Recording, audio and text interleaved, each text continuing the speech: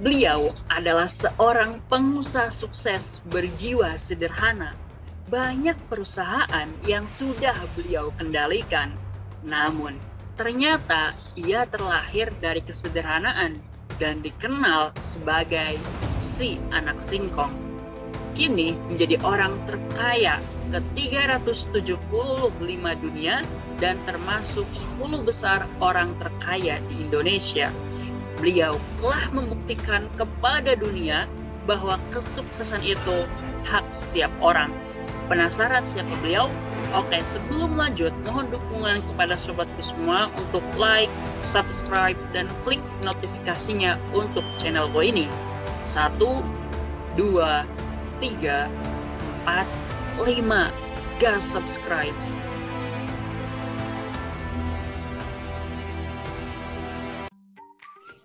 Khairul Tanjung lahir pada 18 Juni tahun 1962 di Gang Sepur, Kemayoran, Jakarta.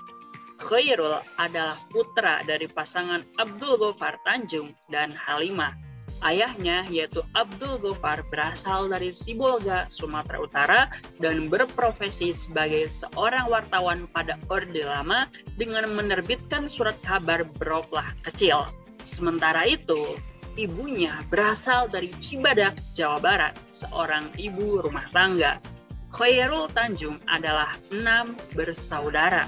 Pada masa Orde Baru, usaha sang ayah dipaksa untuk berhenti dan tutup karena dianggap berseberangan secara politik dengan penguasa pada saat itu. Sudah tahu kan penguasanya siapa? Nah, keadaan tersebut memaksa kedua orang Khairul Tanjung untuk menjual rumahnya. Lalu mereka pun harus tinggal di kamar losmen yang sempit. Tak terlahir dari keluarga kaya raya, Khairul Tanjung berhasil dan sukses membuktikan bahwa siapa saja dapat mencapai kesuksesan yang diidamkan. Ia memiliki julukan si anak singkong. Julukan tersebut sangat melekat pada diri Khairul Tanjung, di mana julukan tersebut melekat pada diri Khairul Tanjung bukan karena makanan favoritnya adalah singkong, akan tetapi karena julukan tersebut dikenal untuk mendeskripsikan orang pinggiran yang ada pada masa tersebut. Nah, background dari pendidikan Khairul Tanjung sendiri yaitu pertama mengenyam pendidikan di Sekolah Dasar SD Van Lith, Jakarta, kemudian lulus pada tahun 1975. Khairul pun kembali melanjutkan sekolahnya di sekolah menengah pertama yaitu di SMP Van Lith, Jakarta, kemudian lulus pada tahun 1978 dan ia melanjutkan pendidikan di SMA Negeri 1 Budi Utomo di Jakarta, kemudian lulus pada tahun 1981. Nah, usai lulus SMA, Khairul Tanjung kemudian melanjutkan pendidikannya di Fakultas Kedokteran Gigi di Universitas Indonesia dan lulus di tahun 1987. Ia juga sempat mendapatkan penghargaan sebagai mahasiswa teladan tingkat nasional pada tahun 1984 sampai 1985. Nah, selama menjalani kuliah di kedokteran gigi, Khairul Tanjung itu sempat menjalani bisnis yaitu berjualan buku, usaha fotokopi, bahkan hingga berjualan kaos. Selain itu, Khairul Tanjung pun sempat menjadi penyedia peralatan kedokteran serta kedokteran di kawasan Pasar Senen. Namun, usahanya tersebut berakhir bangkrut. Dan sejak kuliah, ia telah memulai bisnis sehingga muncullah naluri untuk berwirausahanya. Khairul juga itu merasa bangga guys, karena berhasil meniti karir yang sangat berbeda dari pendidikan yang ia tempuh. Nah, selanjutnya ia kemudian melanjutkan pendidikannya kembali di eksekutif IPPM dan lulus pada tahun 1993. Setelah lulus dan menyelesaikan pendidikannya di Universitas Indonesia, Khairul Tanjung mulai fokus untuk merintis bisnisnya. Pada mulanya, Khairul Tanjung itu mendirikan PT Pariarti Sindutama bersama dengan ketiga rekannya pada tahun 87. Dengan modal awal sebesar 150 juta dari Bank Exim, Khairul dan rekannya pun memproduksi sepatu anak-anak untuk kemudian diekspor. Khairul berhasil mendapatkan pesanan sebanyak 160 pasang sepatu dari Italia. Namun karena adanya perbedaan visi mengenai ekspansi usaha, Khairul kemudian memilih untuk berpisah dari rekannya dan kemudian mendirikan usahanya sendiri. Nah, kemahiran Khairul dalam membangun jaringan sebagai seorang pengusaha membuat bisnis yang ia bangun berhasil ia arahkan ke konglomerasi. Dalam bisnis, ia mereposisikan dirinya dalam 3 bisnis inti, yaitu bidang keuangan. Ia mengambil alih Bank Karman pada tahun 96 dan kini bernama Bank Mega. Selain itu, Khairul Tanjung juga berhasil membuka bisnis toko di Bandung Supermall dan berhasil membeli Bank Tugu yang kini namanya berubah menjadi Bank Mega Syariah Indonesia. Di tangan Khairul Tanjung, Bank Mega perlahan-lahan mulai mendapatkan keuntungan. Nah, lalu pada tahun 2001, bank tersebut berhasil menawarkan sahamnya di Bursa Efek Jakarta. Berikutnya, Bank Mega pun menjadi tulang punggung bagi Paragroup, sebuah perusahaan yang didirikan oleh Khairul. Nah, juga menamakan perusahaan tersebut dengan nama Paragroup. Nah, perusahaan konglomerasi tersebut memiliki Para Inti Holdindo sebagai father holding company yang pada akhirnya membawa beberapa subholding, yaitu Para Global Investindo, yaitu merupakan bisnis keuangan, kemudian Para Inti Investindo, yaitu media dan investasi, dan Para Inti Propertindo, yaitu properti. Nah, di bawah Paragroup, Khairul memiliki beberapa perusahaan yang bergerak di bidang finansial, antara lain asuransi umum Mega, asuransi jiwa Mega Life, Para Multi Finance, Bank Mega, Mega Capital Indonesia, Mega Finance, dan Bank Mega Syariah. Sementara itu, pada bidang properti dan investasi, perusahaan tersebut membawahi Para Bandung Propertindo, Para Bali Propertindo, Batam Indah Investindo, dan Mega Indah Propertindo. Dan pada bidang penyiaran dan multimedia sendiri, Paragroup itu memiliki Trans 7, Trans TV, Trans Fashion, Magahayana Perdana, Trans Lifestyle, dan Trans Studio Bandung.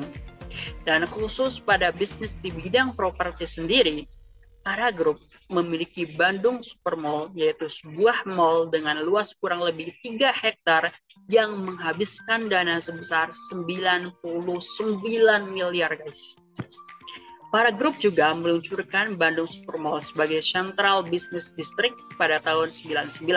Sementara itu, pada bidang investasi di awal 2010, Paragroup mulai melalui anak perusahaan yaitu Transcorp membeli sebagian besar saham Carrefour Indonesia, yaitu sebanyak 40%.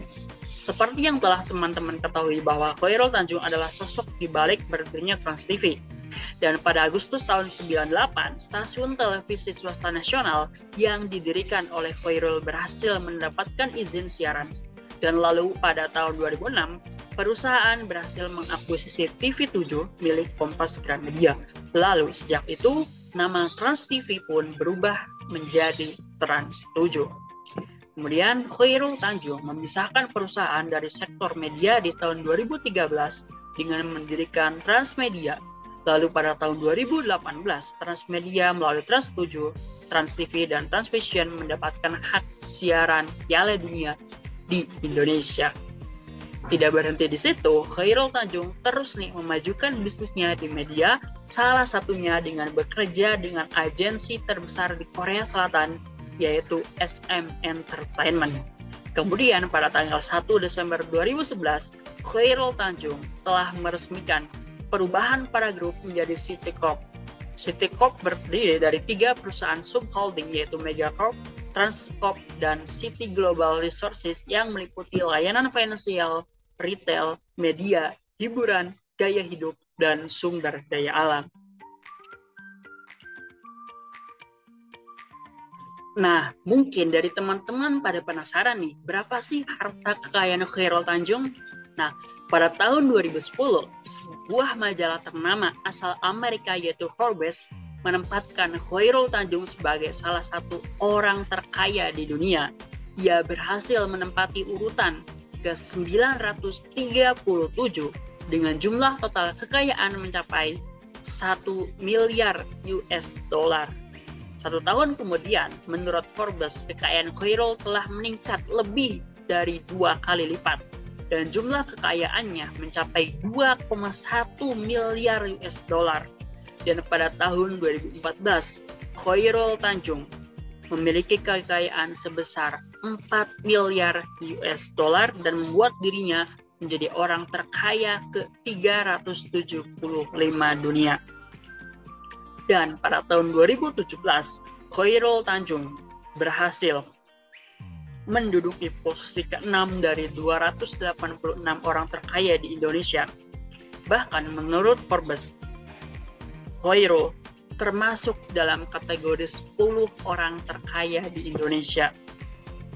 Jumlah kekayaan yang dimiliki oleh Khairul Tanjung diperkirakan mencapai sebesar 4,9 miliar US dollar, dan apabila dihitung dalam rupiah, maka jumlah kekayaannya mencapai sekitar 65,3 triliun rupiah, guys. Coba bayangkan betapa banyaknya uang Khairul Tanjung. Nah, di sini aku mau kasih tahu nih kepada teman-teman cara atau tips supaya teman-teman bisa seperti Bapak Khairul Tanjung. Jadi, Khairul Tanjung menyatakan bahwa dalam membangun bisnis, mengembangkan jaringan adalah hal yang sangat penting. Selain itu, memiliki rekanan yang baik itu juga sangat diperlukan. Membangun relasi pun bukan hanya kepada perusahaan yang sudah ternama saja, akan tetapi juga pada yang belum terkenal sekalipun. Bagi Khairul Tanjung, pertemanan yang baik akan membantu proses berkembangnya bisnis yang dikerjakan. Ketika bisnis pada kondisi tidak bagus, maka jejaring bisa diandalkan. Dalam hal investasi, Khairul Tanjung memiliki idealisme bahwa perusahaan lokal pun bisa menjadi perusahaan yang bisa bersinergi dengan perusahaan-perusahaan multinasional. Ia tidak menutup diri untuk bekerja sama dengan perusahaan multinasional dari luar negeri. Menurutnya, modal memang penting dalam membangun dan mengembangkan bisnis. Namun, kemauan dan kerja keras merupakan hal yang paling pokok yang harus dimiliki seseorang yang ingin sukses. Baginya, mendapatkan mitra kerja yang handal adalah segalanya, di mana membangun kepercayaan sama halnya dengan membangun integritas. Dalam bisnis, Khairul menyatakan bahwa generasi muda sudah seharusnya sabar dan mau menapaki tangga usaha satu persatu. Menurutnya, membangun sebuah bisnis tidak seperti membalikkan telapak tangan. Dibutuhkan sebuah kesabaran dan tak pernah menyerah. Jangan sampai banyak yang mengambil jalan seketika atau jalan pintas. Karena dalam dunia usaha, kesabaran adalah salah satu kunci utama dalam mencuri hati pasar. Nah, jadi itu guys tipsnya.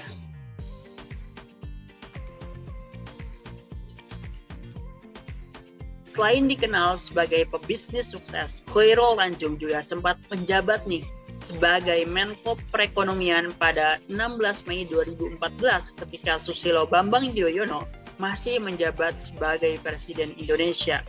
Pada masa itu, SBY menunjuk Khairul Tanjung sebagai Ketua Komite Ekonomi Nasional sebagai Menko Perekonomian. Khairul saat itu menggantikan Hatta Rajasa yang resmi mengundurkan diri. Pelantikan Khairul Tanjung dilaksanakan oleh SBY di Istana Negara pada Senin 19 Mei 2014 berdasarkan pada keputusan Presiden nomor 41 tahun 2014.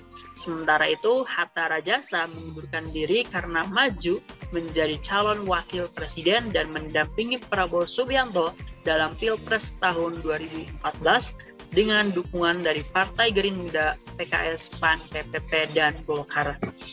Selain sempat menjabat sebagai Menko Perekonomian, Bapak Khairul Tanjung juga dikukuhkan sebagai guru besar pada bidang ilmu kewirausahaan Universitas Airlangga Surabaya pada 18 April tahun 2015. Pengukuhan tersebut dilaksanakan di ruang Garuda Mukti Gedung Rektorat Kampus C Unair.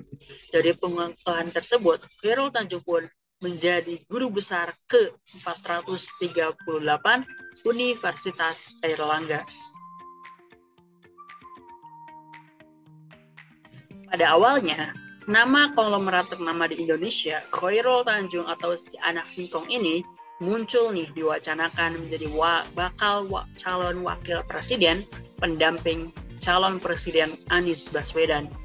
Namun, pada akhirnya Anies memilih Caimin sebagai kawan duetnya di Pilpres 2024. Oleh karena itu, apakah Khairul Tanjung menjadi tim ses dari Anies atau paslon 3 atau bahkan paslon 2, guys? Coba komen di bawah. Oke, sobat-sobat YouTube semua, tadi merupakan biografi orang terkaya ke-375 dunia, Bapak Khairul Tanjung, yang banyak sekali pengalaman berharga yang dapat kita ambil dari mulai beliau kecil sampai sekarang. Bagaimana jatuh bangunnya beliau dalam merintis bisnis sampai akhirnya menjadi sekarang ini. Oke guys, jika dirasa dari penjelasanku tadi ada yang kurang, mohon koreksi dengan komen di bawah. Dan jika kamu merasa menambah pengetahuan baru dengan konten ini, jangan lupa like, subscribe, dan klik notifikasi loncengnya. Wassalamualaikum warahmatullahi wabarakatuh.